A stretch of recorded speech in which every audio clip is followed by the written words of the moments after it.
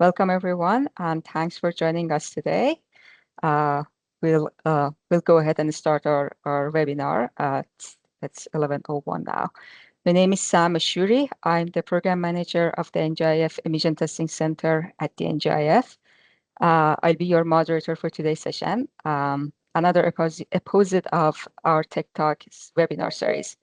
Today's topic is tariff, trade, and tech, navigating cross-border challenges in Cleantech. We've brought together a fantastic panel of experts to share insight on navigating US-Canada trade realities, especially as they impact Cleantech innovators. I hope everyone are able to see the slides. Before we dive in, as always, we have a few housekeeping notes. The microphones are disabled during the presentation and panel conversation. We will enable audio and camera for Q&A. So feel free to use the chat box to post your question, or when it is a Q&A session, you can turn on your camera and start having questions. At the end of the session, we'll share a survey link.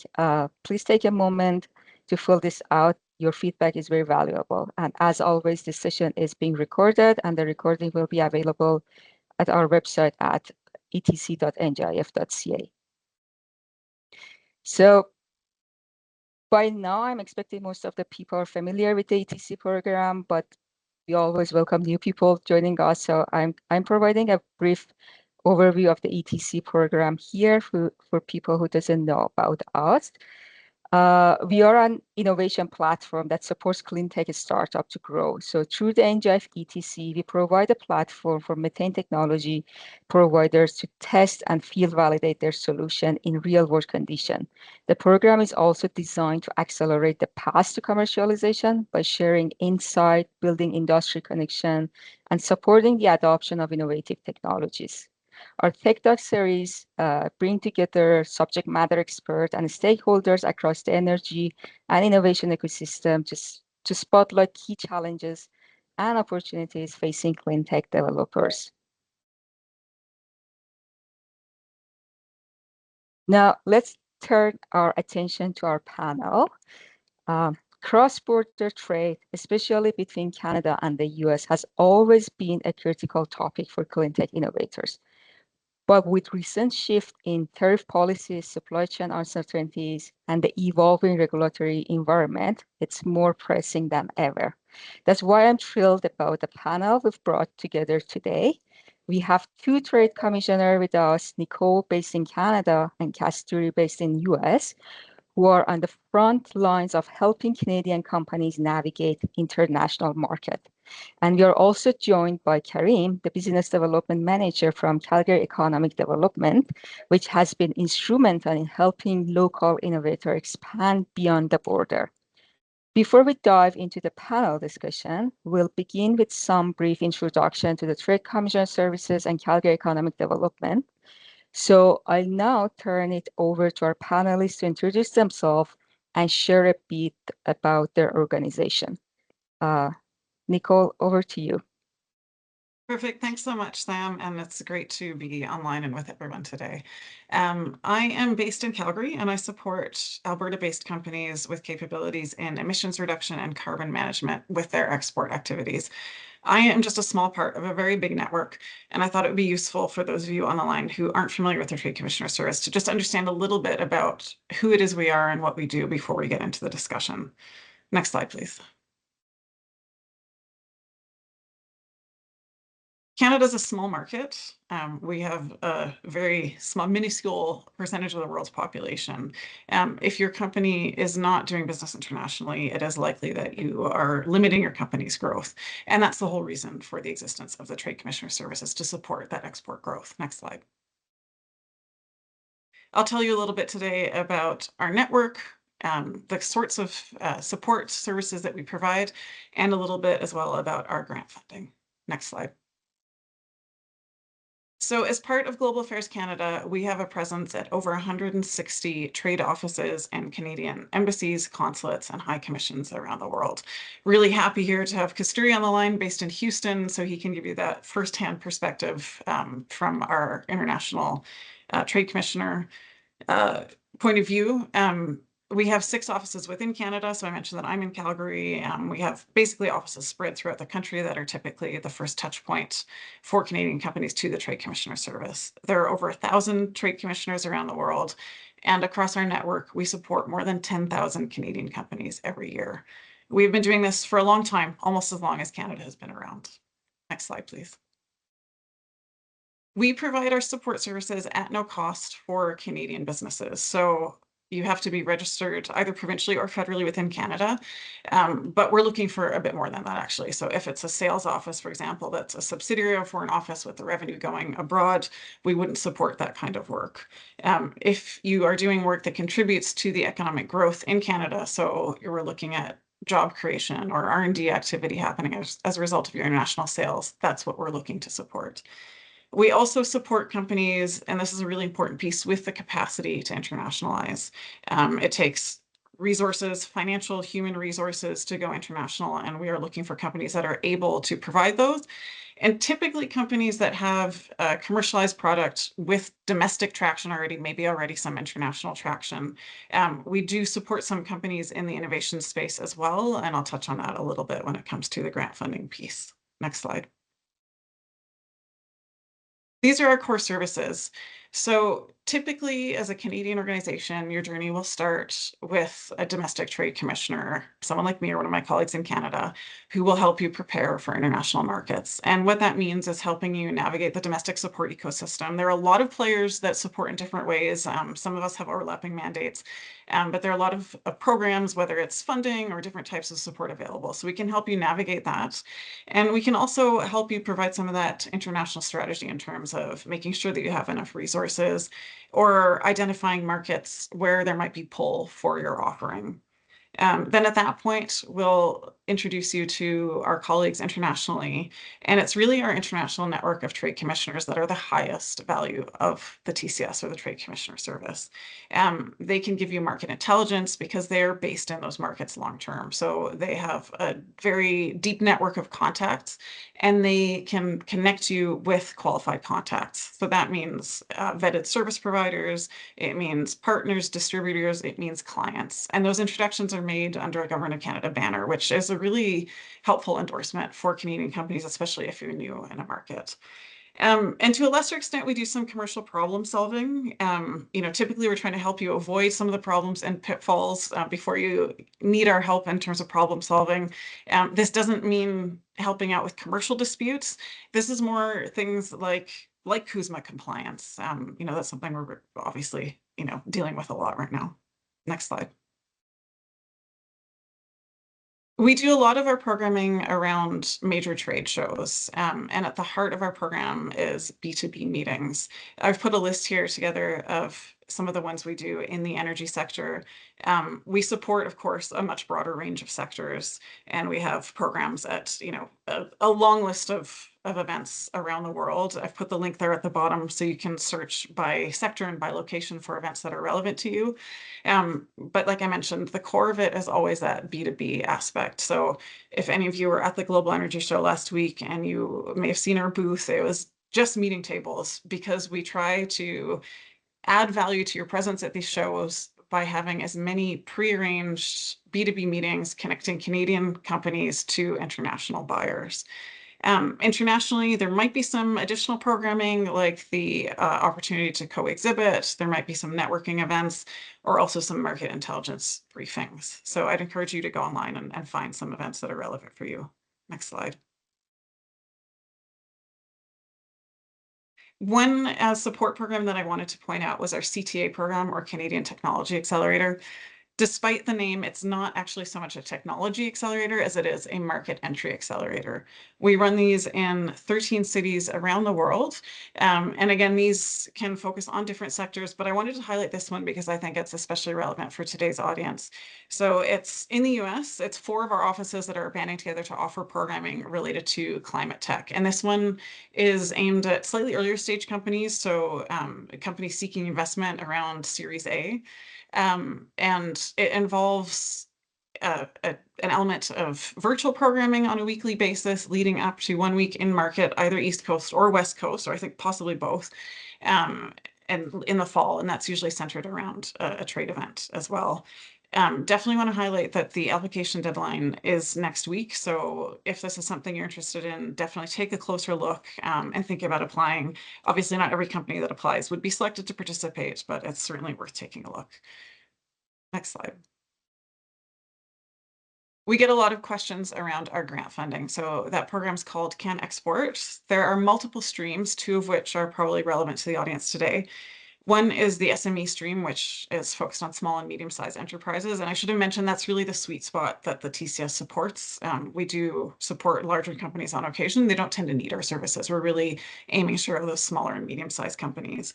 So there are some requirements around annual revenue and employee numbers to be able to qualify for this program. But what it provides is up to 50% of the cost of a suite of international business development activities for markets where you have little or no sales, so less than 10% of your revenue coming from sales from those markets.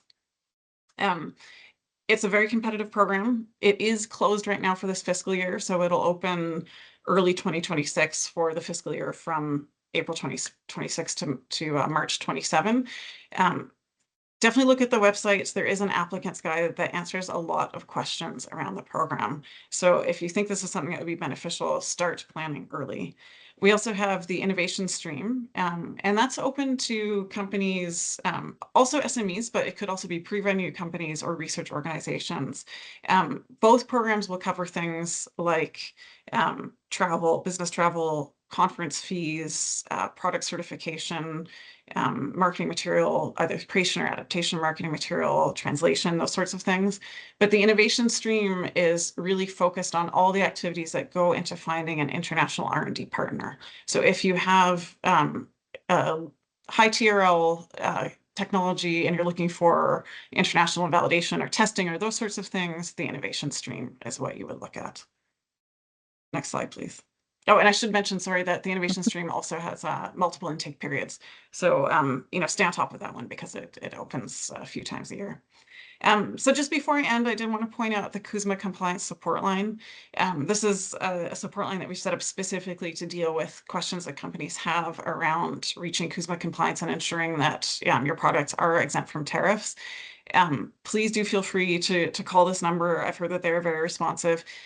If you're already working with the Trade Commissioner Service, you don't need to call this number. This is just an entry point if you don't already have contact with someone. But if you are working with a Trade Commissioner, please feel free to reach out to that person directly, and they can also point you to some of the resources that are available. And I'm sure we'll get into them as well later today. Next slide. So in the vein of getting in touch with formatting's a bit wonky, but hopefully you can still read the details. My email address is there, so is the email address for our Alberta office. Please don't hesitate to reach out. Even if your company has offerings that are outside of what I work with directly, or you're based in another part of the country, we can certainly make sure that you are put in touch with the right person. So that's it for me. Thanks very much. Looking forward to our discussion. Thank you, Nicole. I'm gonna stop sharing and pass it over to Karim for a brief introduction of the Calgary Economic Development. Awesome. Nicole, thanks for that. And let me just say that the B2B service that you folks put together at the Global Energy Show, I personally also found very valuable. So I think it's great that you do that, and it's quite useful, in my opinion, for a number of reasons. Thanks, folks, for taking the time to join us today. I'm going to just quickly go over a little bit about Calgary Economic Development in Calgary with some slides here. So we are home to bright minds and big ideas. Calgary Economic Development, trying to get it to, there we go. Calgary Economic Development's mandate is to position Calgary for long-term economic success. And we do this through the expansion, retention, and acquisition of companies' capital and talent. So all that to say that, similar to the TCS, we are here to support companies in Calgary with their ability to grow, both in revenue and footprint, and to attract new businesses into the Calgary region to complement our existing ecosystem. So a little bit about Calgary, which the tagline now is the Blue Sky City. We have a growing population. We're a young city. We're the third most diverse city in Canada. We have over 55,000 people employed in the tech sector, and we graduate over 3,500 students, STEM program students into the workforce annually. We have a number of key sectors. While today's focus is on the energy space, we do offer services in agribusiness, energy and environment, enterprise technology, aerospace and defense, transportation and logistics, film and television, life sciences or health and life sciences, and digital media and entertainment. So there are colleagues in the organization that do what I do for those other sectors. So as mentioned earlier, I'm the business development manager for the energy and environment sector with Calgary Economic Development. And I work with a colleague named Aaron Gregory, and either one of us would be happy to connect with you folks at any time into the future about how CED can support you. In 2021, CED completed a study called the Alberta Energy Transition Study, which forecasted that by investing in a net zero economy, Alberta could see an annual GDP growth of $61 billion and 170,000 new jobs by 2050. All this to say that the net zero path in clean energy, clean technologies has a strong economic uplift for our communities if we can play a role in that. We believe that Alberta and Calgary has a right to win in CCUS, digitalization, energy efficiency, electrification, and hydrogen. So these are all spaces that we actively work in and support companies in and attract companies from. Calgary is the energy epicenter of Canada. We have the highest concentration of headquarters in per capita in Canada and the most energy headquarters of all major Canadian cities, with over 70 energy headquarters located here in Calgary. The Calgary innovation ecosystem is maturing and strong. These were 2022 numbers, and at that time we had 55 total incubators and accelerators in the ecosystem that support a variety of various kind of sectors. And so I think I show this slide because a lot of folks I talk to don't realize, I think, how strong the innovation ecosystem is here in Calgary, and it is quite robust, and there's a lot of supports for companies. Calgary Economic Development offers 4 primary services. One is we can support with real estate. So if you're looking to grow or you're having trouble on locating a place to be, or you're coming into Calgary and need some space, we can help with that. We can help amplify your story. We support with talent acquisition and attraction in the Calgary region. And we can make and facilitate introductions where it makes sense, strategic introductions for businesses in the area.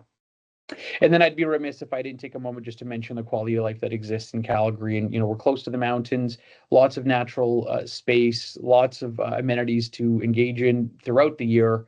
And so, staff, I think, enjoy also being here. Lastly, adjacent to Calgary Economic Development is the Opportunity Calgary Investment Fund, or OCIF. OCIF is a fund that's been recapitalized recently for $60 million by the City of Calgary. And the objective of OCIF is to support job growth and investment within the region. Ideally, the job growth is creating jobs through investment, and the investment side is supporting companies that are able to attract other investment and be a lever or a signal to attract additional investment into the community.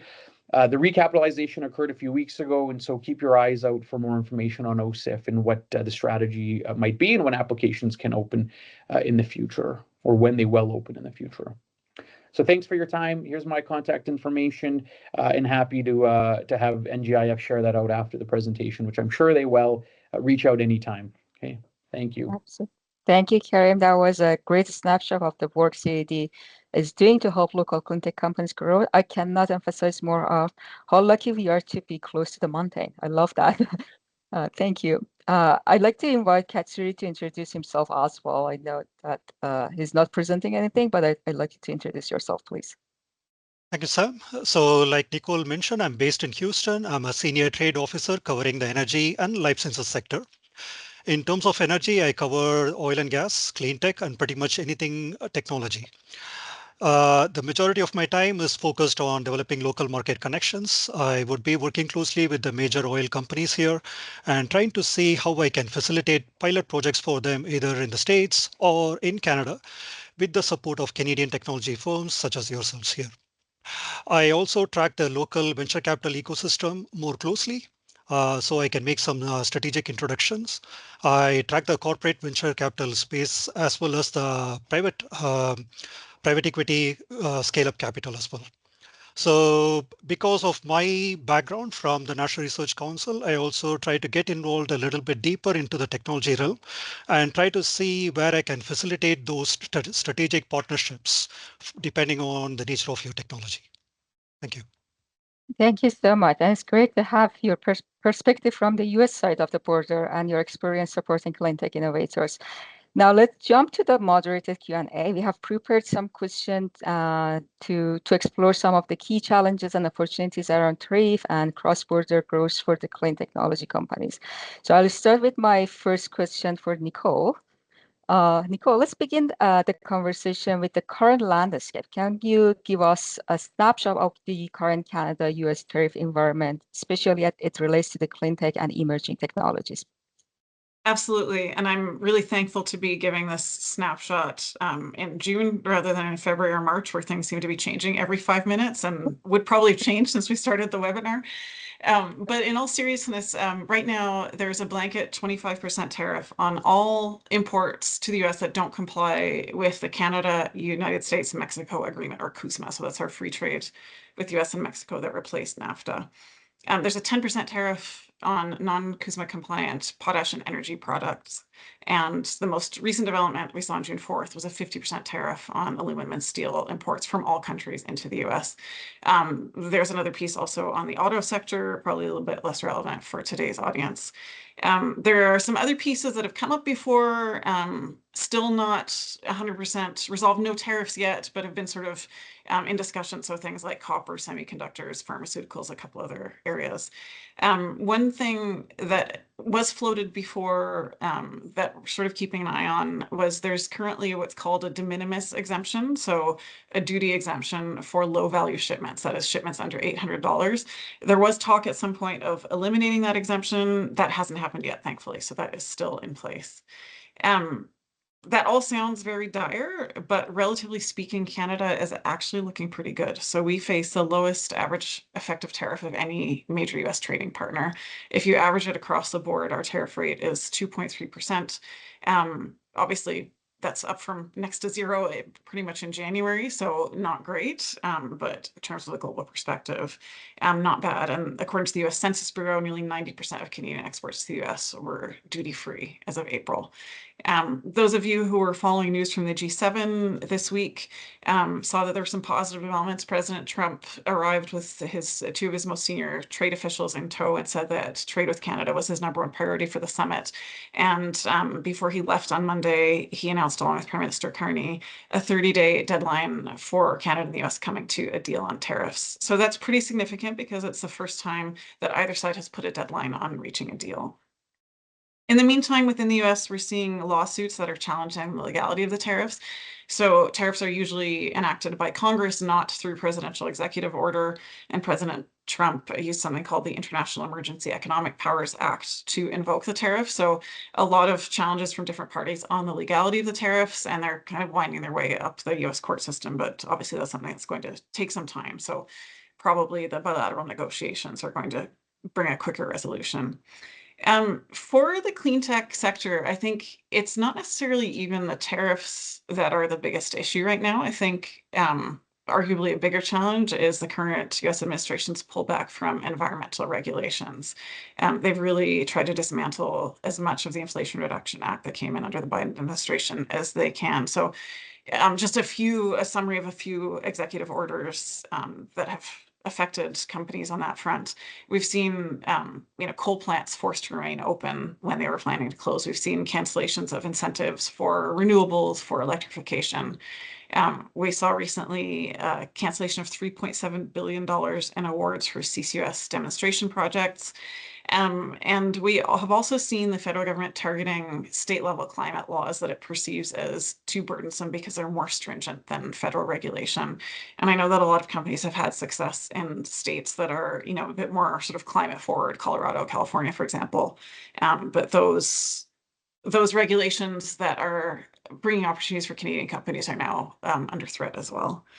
I do want to mention, just on a positive note, that there is some US isolationism that's being created as a result of the tariffs. We see domestically a lot of Canadians are trying to find products that are non-US to buy. And our network has certainly received calls in other countries where, companies are looking to avert their supply from a US supply to a Canadian one. So this is creating opportunities for Canadian companies internationally. So there's a unique moment, I think, to see some of those opportunities. Thank you. That was a broad landscape about what's going on this this topic. And yes, you're right. The uncertainties about those environmental act is really pressing on the clean tech innovators.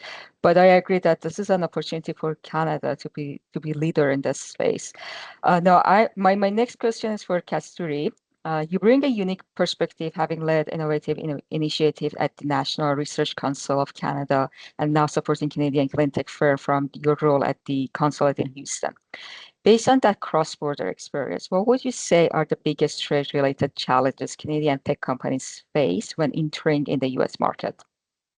So I'm going to speak on 3 different points, more from my recent observation.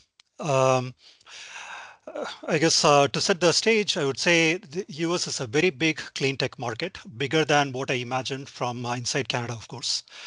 And there is tons of opportunities. Now, the bad news is the US knows it themselves, which means point number 1, competition. There is a lot of competition that I see that the Canadian companies are trying to win from the sidelines. The distance and the cost of travel is prohibitive. So this limits the amount of time that the Canadian companies spend in the local market. So that being the case, they are facing competition who is actually living locally. The competition has the boots on the ground. They are setting up meetings even before they are ready with their product. They are meeting with their targets, Exxon, Shell, Chevron, Marathon, and so on, obtain number of times. So much that before we write a single email, they've already signed a purchase order. So that's the extent to which the market is moving here. So the speed of execution is absolutely important. Now, I do see clients who are successful in making a deal or a purchase order happen in one single visit, but I wouldn't say that's a pattern across the stage. So I guess to wrap up this particular point, I would say be here in this market as many times as you can. Every single formal, informal opportunity to network in person is absolutely important, even if the product is not ready. And I guess there is always the investment angle. You cannot pitch to investors enough number of times ever sitting in Canada. So the opportunity is always available. There are multiple events that we track. It's almost on a weekly basis. You see at least 2 events happening in Houston. This is an event that is happening inside a conference center. And of course, n number of informal networking opportunities. So when you're here in the local market, give us a shout. We'd be able to point you to where you need to go to connect with the targets that are of interest to you. Now, also because it's cost prohibitive, you need to find your good local partner to work closely with. It doesn't have to be a business partner. It could be just this informal network that you build, but it's absolutely important that you build this network. Now, the second point that I'll mention is trade is both give and take. A lot of times I see that Canadian companies are looking at it like, I have a very good compelling product. I'm better, faster, cheaper. I should be able to sell. But then if you're only pushing the product in the market, the other side may or may not want to receive it because they have their own business interests. So you need to be connecting with them from a different plane altogether, as opposed to just pushing the product. So I will also mention, so the companies that you're targeting are actively shopping around. They are going around asking for the same kind of technologies that you're selling. So they are trying to reduce their emissions, they are trying to reduce their flaring and whatnot. So that being the case, they have already identified some targets that they should be working with. Now, if you're bringing a brand new technology and you're going to be introducing to them, you're not really answering to their business interest even more strongly, as opposed to what they might have themselves worked out in their networks. So what can I do to help you here? I can point you to some of those underlying currents that might be influencing their decisions. Some of those could be something like an IRA subsidy, or they might be going after some grants themselves. They might be interested in setting up some pilots here and there. A lot of companies that I talk to are keen in Canada. So that being the case, I try to help them make the connections in Canada. I would also leverage upon your networks to help them land in Canada. So that way there is more give and take when it comes to landing those relationships. I guess point number 3, I have to address the topic of this webinar, tariffs. Nothing says like welcome than tariff does. And I see tariffs have multiple layers than what really meets the eyes. And this is again my personal opinion. Yesterday I saw a meme that said tariff engineering. So till now I've been looking at prompt engineering. Tariff engineering was like, wow, this is something that we should really focus on. So it's real. So I've talked to a number of companies that are talking about tariff engineering as well as subsidies engineering. There's a whole bunch of subsidies, 45Z, 45Q, whatnot. It's hard for any single person to master all of these, but it's important that we understand those underlying currents that are going around. And just as an example, I'll mention this one for tariff engineering. So I noticed there was an announcement made on Monday at the Senate, US Senate, and this is around the biofuel subsidies. So the US companies, if they are sourcing feedstock locally within the states, they are going to get, let's say, $1 per gallon in subsidy for the biofuel being produced. Now, if they were to source the same feedstock in Canada, they are only going to get 80 cents in subsidy. What this means is if the feedstock is going to move from Canada, they'll have to make sure that the business case still holds true. Second, if they are mixing it in the refinery, they have to make sure that the technologies allow them to monitor what is getting mixed in the final end product. So the most important thing is, of course, this haircut of 20% from $1 to 80 cents. That's another tariff, which is not really very well evident in front of your eye. So there are technological implications. You have to do tariff engineering. You have to do subsidies engineering, all of those. Now, from the consulate, we have been tracking all of these events as they are unfolding. And we have been trying to build our network of partners who can help Canadian companies. These could be partners who are in the legal space, could be companies that are in the logistics, export controls, and whatnot. So some of those connections should also be part of your team as you engineer your product around the tariffs. I guess there is also this buy American undercurrent that is going around. So you may or may not see it on your face, but I do see in my conversations in the conference that people talk about some of these. So this might influence some of the decisions. I'll leave it there. Thank you. Yeah, thank you. We do have this Buy Canadian trend over here as well. And I understand it's navigating all of this is very resource consuming, and mostly for the SME and small companies, it's really hard to navigate all of this on their own. It's good to know that resources are available, and as you mentioned, partnering with this kind of resources it's essential. Now let's go to Karim and see how's Calgary helped the technology. Karim, Calgary Economic Development has been playing a key role in helping local innovators go global. One of the standout initiatives is the Trade Accelerator Program. Could you tell us more about how its program is supporting Calgary-based cleantech companies in expanding into the US market? Yeah, absolutely. Thanks for the question. So a little background on the Trade Accelerator Program, also known as TAP for short. But Calgary Economic Development is we're the delivery partner for the TAP program with the province, but we absolutely take a Team Alberta approach. Okay, so while CED delivers the program can be accessed in Edmonton, in Red Deer, in Lethbridge, and anywhere that the municipality can pull together participants for the program. The TAP program, TAP 43 is running right now. So there's 43 cohorts of this program have been completed since 2018, and each cohort consists of approximately 15 participants. And the alumni base is about 650 companies at this point that all stay connected and in touch with each other. The Trade Accelerator Program, it's a 3-day hands-on program that takes you through the process of preparing to enter a new market. And so you work through strategic objectives, market entry methods, international marketing plans for yourselves, and it forces you to think through a little bit around the supply chain and operational resources that you may need in order to enter a new market. You create an export plan, and that export plan is reviewed by leading Canadian export advisors that includes some federal partners and others.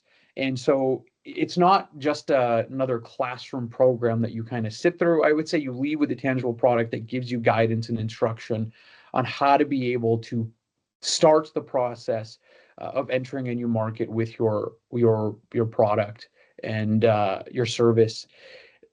There is a network after the alumni network, as I alluded to earlier, that stays in touch and our team facilitates. And so there's an ongoing conversation where opportunities are shared and TAP alumni can communicate with one another on opportunities and partnerships and exploration initiatives. And so it's not meant to be a come and leave type of program. It's meant to create a community and some engagement and partnerships that, one, support the Canada First approach here, but also that provide a chance for you to learn and engage with others who might have done this, who maybe have entered other markets but want to enter the same market as you that you can work with.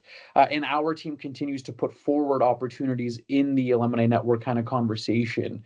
And so the examples of that include, the Global Energy Show that just happened. We had some delegations from other countries that reached out to us to say we're going to be bringing their local businesses to Calgary for that show. And we were able to share those opportunities ahead of the conference and the show. So our local TAP alumni could see who was coming and make a decision on whether or not a conversation with them would be useful. If so, we would, make an introduction and connect those folks together. So that's a little bit about the Trade Accelerator program. And I think that it's one of the most tangible programs that you can find in the city and in the province that allows you to prepare to export or to exit, not to exit, but to enter new markets, whether that's the US or otherwise. There's no one specific entry market that they focus on specifically. You build a plan for a market of interest to you.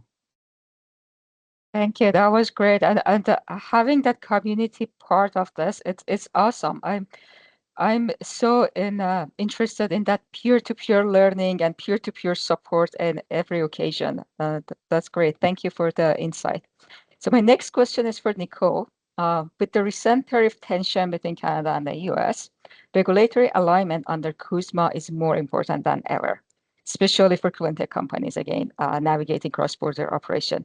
How well is CUSMA holding up in this environment, and what compliance challenges or gaps should tech provider be aware of? Sure. So thankfully, CUSMA is holding up well. It is still doing its job of facilitating preferential market access for Canadian companies and for all companies, in all directions in the North American market.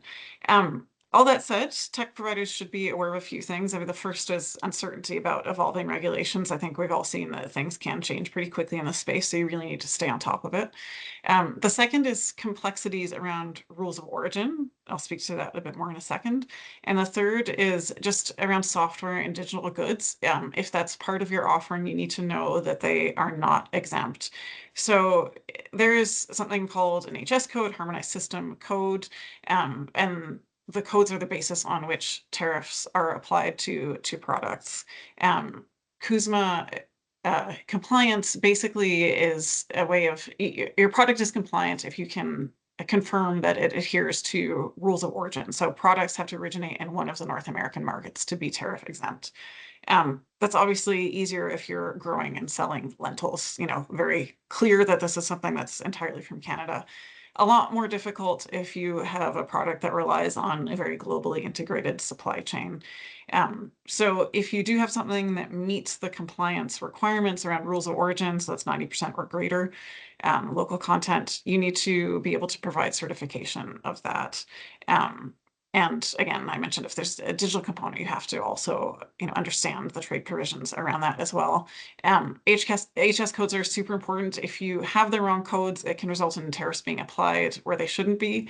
And I just want to echo what Kisturi said before about, engaging professionals. I think, a lot of the discussion here, sort of all roads point to one thing, which is make sure that you're working with a licensed customs broker who is getting you the correct information and ensuring that you have the information you need to have that product certification and remain CUSMA compliance. I mean, I understand that's a cost for a small business, but it's something that can really save you a lot of money.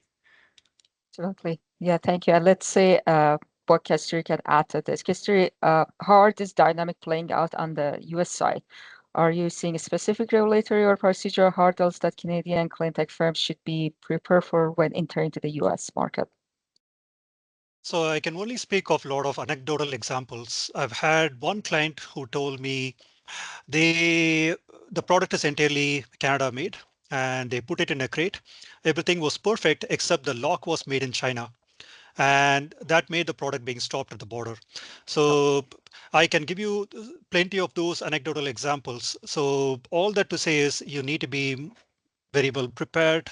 If you're thinking of US market, you need a very focused strategy, a strategy that applies for each and every single state separately. So the strategy for California is not the same as what you would apply in Texas, which is not the same as what you might apply in Pennsylvania or New York. So all of those do matter. The US is a very big market. You have grown a very good company in clean tech. That's big enough as a challenge. Now you'll have to spend a little bit more time to understand the US market for you to be successful here. I've had one other anecdotal example here. I've had one company from Canada who came to us at the consulate here and said they have the CSA certification for their valves and they are trying to sell into the Houston market. One of their buyer asked them, oh, you have the CSA certification, do you not have the UL? So the company panicked, came to the consulate and asked, okay, do I need UL certification? In theory, the buyers are the ones who prescribe it, and the buyer's rule book clearly says you can have whichever certification that you want. But in spite of that, some of these seem to surface. So it may not have been very important in the past, but right now, if you do have such concerns, might as well spend the money to get the certification. Again, the Buy American undercurrent that has started a long time ago, not really with the current presidency. I did touch upon this biofuel thing before. So there is the subsidy for biofuel. Again, if you peel the layers, you see that there is some Buy American undercurrent even there. And there is a penalty or tariffs for foreign feedstocks. So there are quirks that are different for different markets and for different technological space that we'll have to carefully work on, which is where the tariff subsidies, technological engineering, all of this need to come together. Yeah, correct. Thank you. Yeah, you touched base on the few pieces like the China's lock you mentioned, and that reminds me of the next question, which is about the supply chain, and that's for Kerry. With the recent tariff tension adding new layers of complexity to cross-border trade, Canadian cleantech companies are facing real pressure on their supply chain. From sourcing specialized components to shipping prototype or running pilot project in the US, what kind of cost and logistical challenges are you seeing on the ground, and how are companies adapting? Yes. So I think everybody would know there's a number of challenges, and they vary or they differ from either, industry or kind of company to company. But some of the more general challenges that we've been seeing when talking to companies based here in Calgary, one is accessing capital. We know in the past, historically, it's been difficult to find local capital, and so people look at other markets, and that's sometimes becoming a bit of a challenge for them. And that kind of market prices or fluctuations in kind of, market revenues that you can gather or obtain in your daily operations is low in some subsectors in the clean tech space. And so they're struggling to be able to kind of get the funding they need because of that and the revenues because of that. They're struggling to get components for lab scale and pilot scale projects. That's a challenge. Oftentimes folks will look to the US where there's a strong kind of individual customized small manufacturing base that will buy parts from there and we'll have them shipped to Canada to support with lab scale or pilot scale projects, and they're struggling to get those right now. And another is just the conversations around pilot projects with US partners seemingly we're hearing is becoming a bit difficult for folks. They were in conversations, but there's obviously some concern around the uncertainty with those partners on partnering with Canadian firms and or participating in pilots that use kind of equipment from both sides of the border. There's a couple of solutions, I think, for this that people can consider. One of the obvious ones that we hear people say is, do I need to open an office in the United States to avoid some of these tariff challenges? That's definitely an option. But I would argue it is not the only option that's out there for companies that are trying to navigate these supply chain challenges. One of the things you can do is look for local capabilities near you or build in-house capabilities. So we've come across a couple of, let's say scale-up businesses that have a workbench in their shop and they're able to customize some of those smaller components in-house rather than having to procure them from the US anymore. And a lot of these components don't need to be bang on to precision, right? They're used for testing. You get some validation, you move up a TRL level maybe, and then you're reproducing the next piece of that technology to try in another pilot. Can you find a local company to work with? One, you're then keeping it Canadian. You avoid the challenges of the tariffs in the US, and you're generating revenues for another local company that supports this kind of Canadian patriotic approach that we're hearing with all of the tensions in the geopolitical situation. Yeah, going it together by doing that with two people, like going it together is often easier than going it alone. And if you are going to partner or work with someone, just remember that the opportunity is now. You can capitalize by going together. Just have an exit strategy because you also don't want to burn bridges or end up with poor relationships down the road. And seeking out local capital is important. And we know that the ecosystem has a role to play in that, i.e. us, the TCS, as Katsuri mentioned, is in touch with investors. And so CED is working on trying to attract and growing our capital ecosystem. It needs to mature along with our startup ecosystem, which is maturing. And a fun fact that I like to share that I think shows the ability or our growth or ability to attract investment and grow here is that in 2024, there were 84 venture deals done in Alberta that totaled about $698 million. Of those, approximately 63 deals and 630 million of those were involving Calgary-based companies. And so finding ways to get local capital, partnering with local companies, and building capacity here in Canada, I think, are ways you can find solutions to the supply chain challenges. Thank you.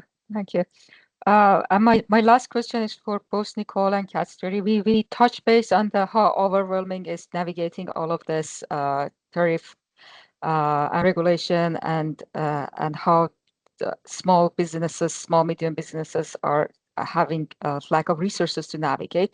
Let's share if there are any other resources and support program available for these businesses to navigate the tariff and trade deals. Sure. Maybe I'll take a stab at that first. Yep. And then Katsuri, if you have other resources, you can feel free to follow. So yeah, there are definitely a few pieces that we put together. So I mentioned that hotline earlier. There's also a tariff finder. So it's something that we've developed in conjunction with Export Development Canada and BDC.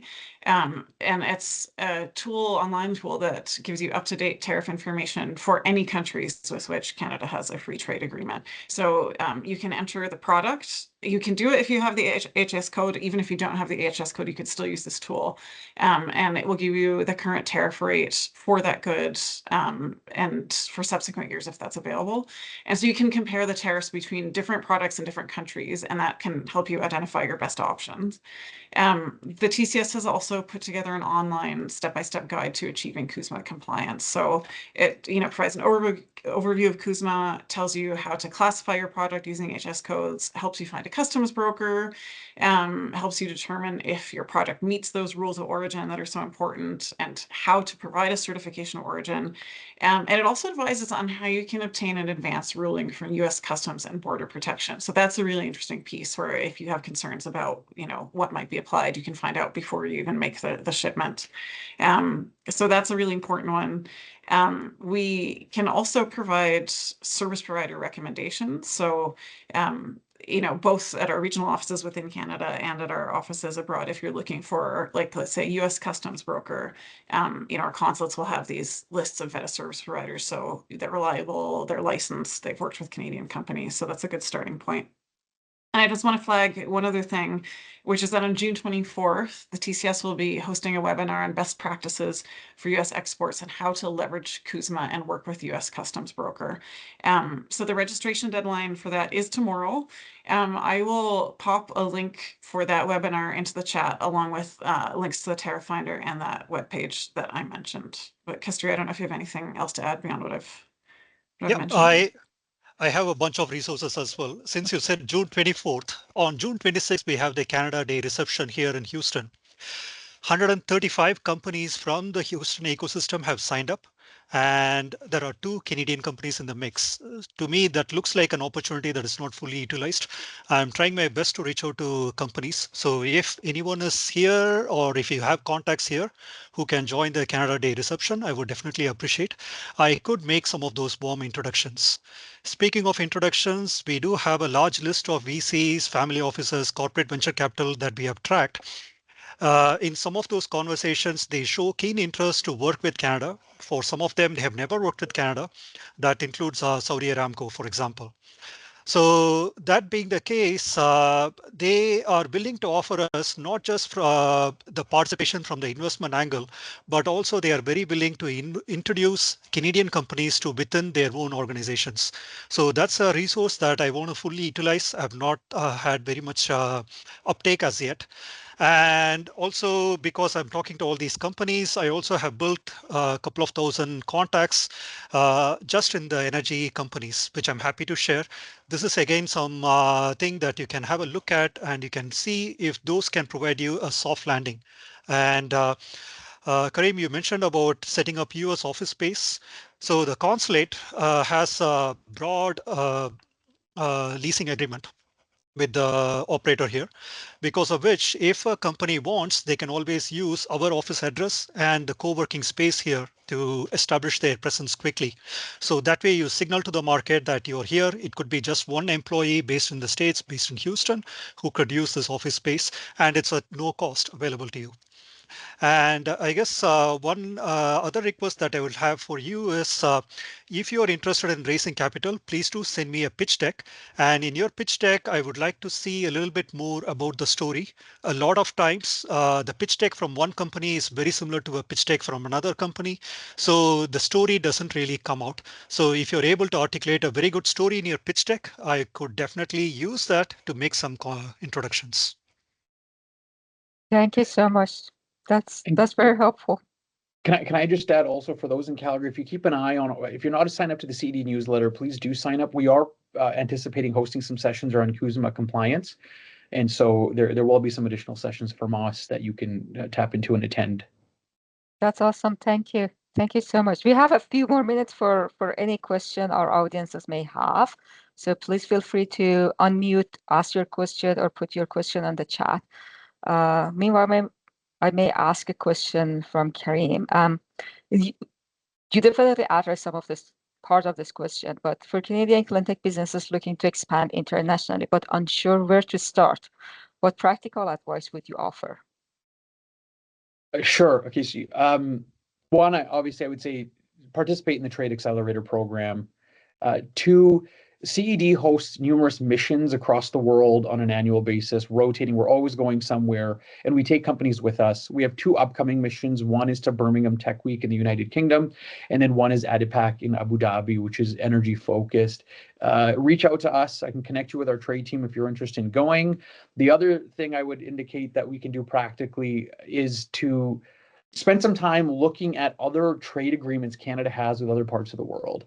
The US has been notably an easy and a big trading partner for us, but they are by no means the only country that we have strong trading agreements with. And so 2 that I would call out to maybe peek at is the Canadian European Union Comprehensive Economic and Trade Agreement, or CETA for short, and the Comprehensive and Progressive Agreement for Trans-Pacific Partnerships, or CPTPP.